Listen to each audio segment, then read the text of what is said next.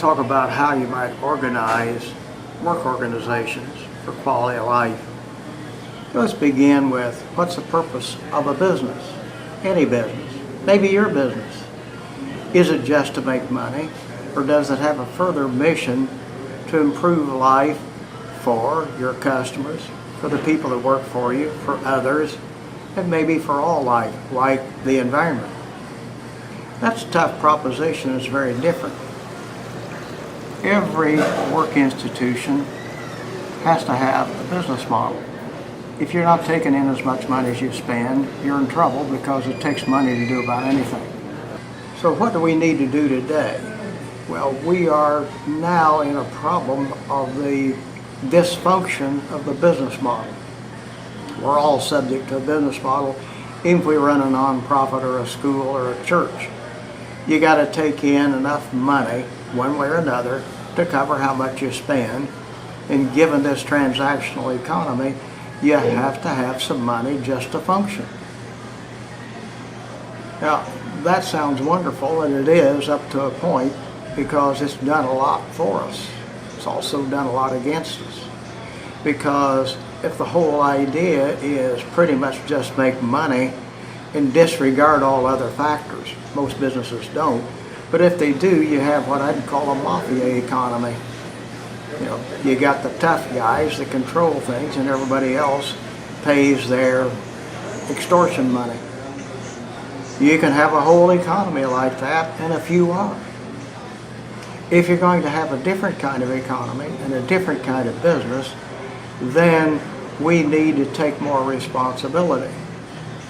There are various kinds of business organizations, legal organizations, that try to take people away from this.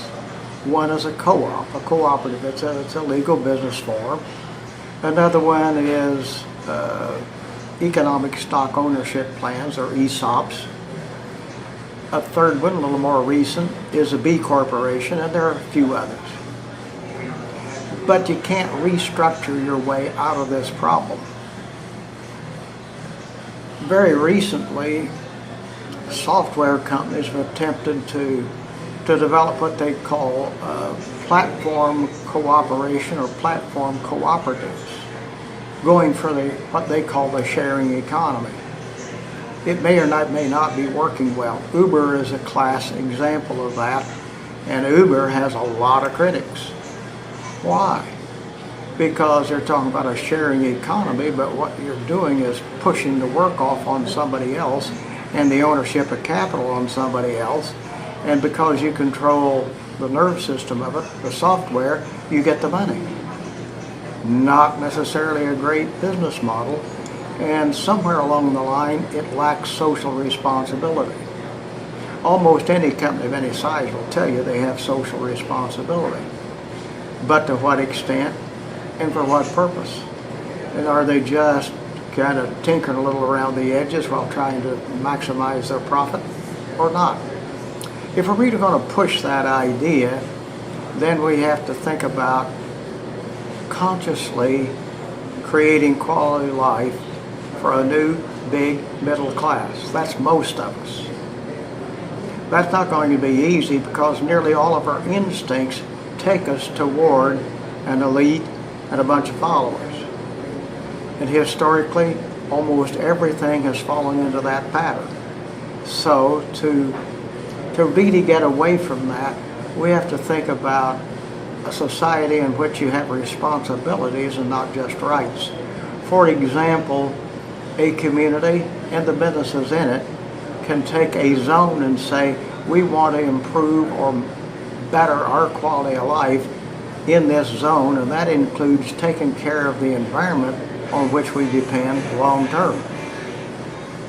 Short-term business thinking can barely conceive of that, and people that are addicted to it may include people that aren't in business at all. They're just struggling day to day to get enough money to stay alive. They can't think about the environment long term. We've got to figure out how we escape this, and how do we create functioning, working organizations that become vigorous learning organizations with enough slack time for people that they actually can think very carefully and deeply about what they're doing and what their implications are for them, their children, and maybe many generations to come. We'd propose forming work organizations that have quality of all life as their central purpose and figuring out how to preserve that. A part of that is becoming what we call a vigorous learning organization. That everybody not only has rights, but they have to have responsibilities and take some role in preserving their own future and that of their children, grandchildren, and everything around them. Maybe they could organize in a community with a zone of responsibility for which they are responsible. Now, this is not a big scale organization, but a byline that catches what we need to do is think globally, act locally. Because what you do with a lot of chemicals and everything else can affect people far, far away, and it does. Not only far away in distance, but in time, future generations. And so, as we move forward, let's talk about how you can form such an organization and how it can become a vigorous learning organization.